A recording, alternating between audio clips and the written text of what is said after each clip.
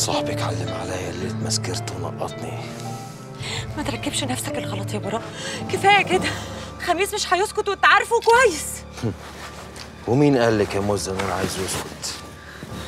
انت بتعمل ايه يا مجنون؟ علامة صغيرة تبقى تذكار، عشان لما تبقي في حضن حبيب القلب يبقى يشوفها.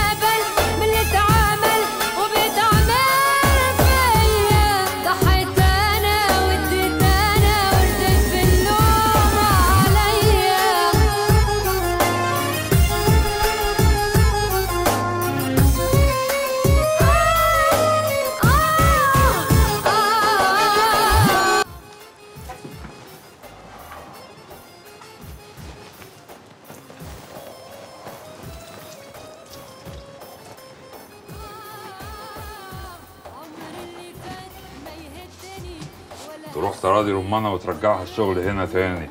عايز اجي المرة الجاية اتفرج عليها. امرني يا باشا، امرني.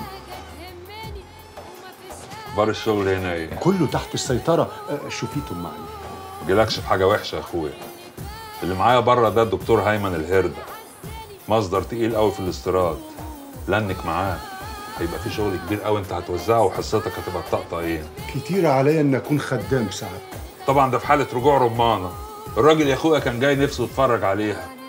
ما تكسرش بخاطره يا بيضون، فاهم؟ مين قال ما ترجعش؟ انا قلت ما ترجعش، هي قالت ما ترجعش. رجعت يا باشا وشلناها على راسنا من فوق. بلاش راسك يا اخويا لحسن تتزحلق. انا عايزك تشيلها جوه عينيك، فاهم؟ امرني امرني يا باشا. شاطر يا مالطة.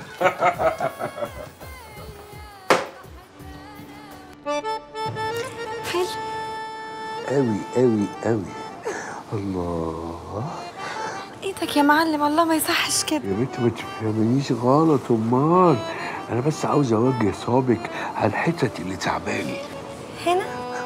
طب اهو. ايوه اهو كده. انا بس خايفه تكون ايدي ناشفه عليك ولا حاجه. اشفى ايه؟ ده ملبن ومحشيه لوز كمان.